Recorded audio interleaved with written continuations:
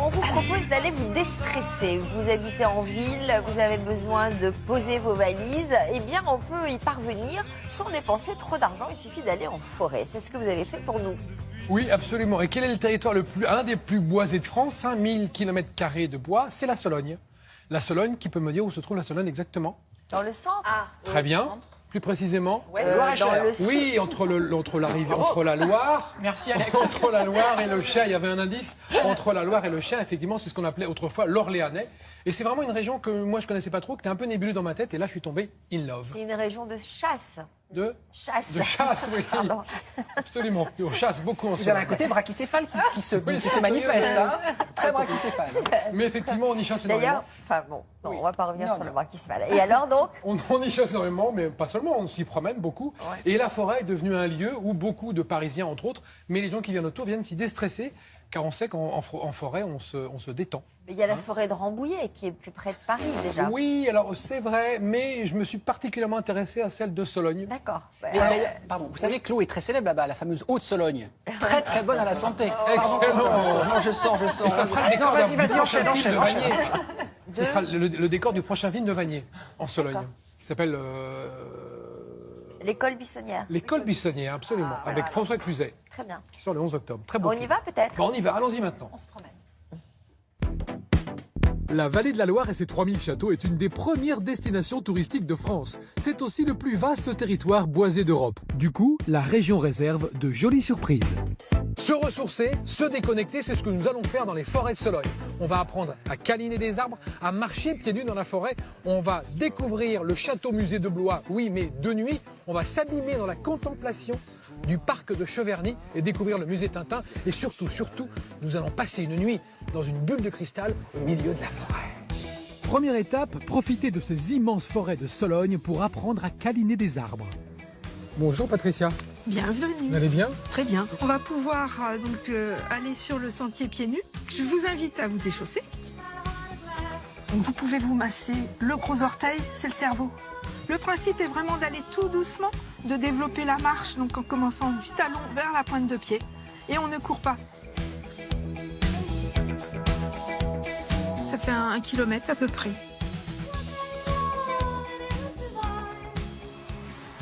Là, on est sur de la calinothérapie, prendre conscience aussi de la nature qui nous entoure.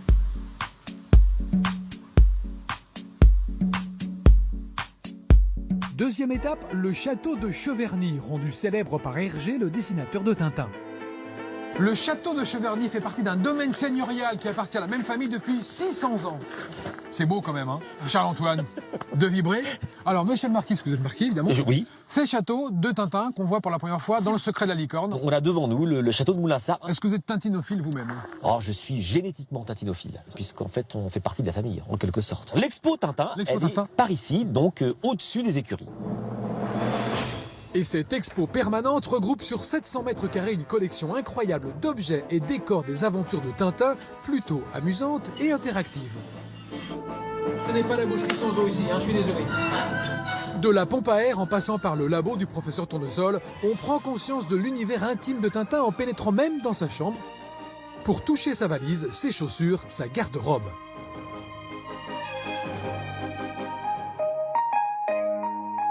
Je poursuis ma route au cœur de la Sologne. Je vais tenter l'expérience d'une nuit en pleine forêt dans une immense bulle. Je suis sans voix. Je vous propose d'entrer Ah ouais. En fait, on est dans une bulle gonflée, dans une bulle gonflée en permanence. donc il y a en permanence un peu d'air qui est insufflé. Tout à fait. D'accord, ce qui fait qu'on... Silencieux, mais qui permet à cette structure de rester gonflée. La nuit venue, je me laisse gagner par la douce ambiance sonore de la forêt et le moment devient magique, perdu, seul, au milieu d'une forêt de 60 hectares.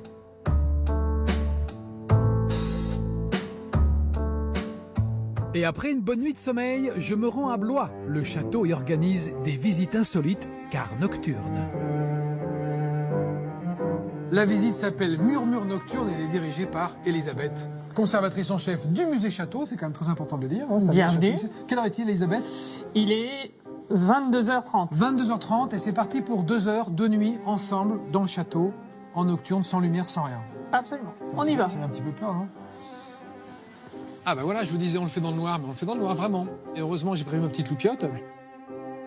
Elisabeth, combien de rois de France ont foulé ces marches? Il y a au moins 7 ou 8. Ça nous fait une belle collection de rois de France. Waouh, c'est toujours impressionnant, la nuit, on a envie de chuchoter, hein. C'est vrai, on n'ose pas parler. Mais il faut dire que vous n'êtes pas chez vous quand même. Mais Ouais, chez vous François êtes- Ier. Quand même, quand même. On enchaîne la visite des immenses pièces chargées d'histoire pour arriver dans une salle dédiée au badinage. Alors dans cette salle de la Reine, on y dansait. Absolument. Vous pouvez se laisser aller au branle. Ah, Donc le le branle. branle signifie bouger. Oui. Alors là, c'est simple, mais quelquefois, vous pouviez avoir des... Ah oui, des trucs, Voilà, oula, on faisait oulala. des fantaisies. Quand même, c'est impressionnant. Et voici la mythique chambre à coucher du roi, théâtre de l'assassinat du duc de Guise. C'est Vincent Cassel Vincent complètement. Vincent Cassel ne le sait pas, mais on a toujours la réflexion, oui. Donc là, on change d'ambiance, on va vers où, Elisabeth? Nous allons vers une salle médiévale qui a été transformée en prison au temps des guerres de la religion. C'est une époque où on s'assassinait volontiers. Donc là, ici, on sent qu'il y a une ambiance lugubre. Oui, et allez encore plus si vous éteignez votre lampe. Oula, oui. Et à ce moment-là, on se sent juste avant que les halbardiers viennent vous transpercer. Ce fut un plaisir. C'est magique et somptueux. J'espère que les frissons vous resteront toute la nuit. Oh, merci, Elisabeth. Envie d'attirer les touristes.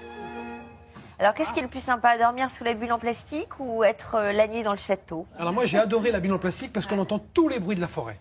C'est vraiment magique. On entend les sangliers qui viennent.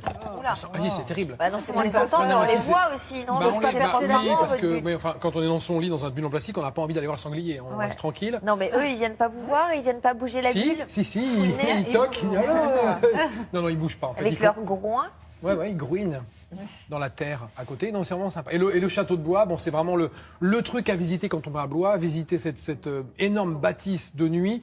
Avec, ils font des visites, hein. On l'a pas fait que pour moi. Il y a vraiment des visites tout public. Et la Et calinothérapie, alors les Bah, arbres, la calinothérapie, tout ça c'est vrai que quand on marche pieds nus en forêt, au bout d'un moment, ça redynamise la plante des pieds. C'est vrai qu'on sent quelque chose.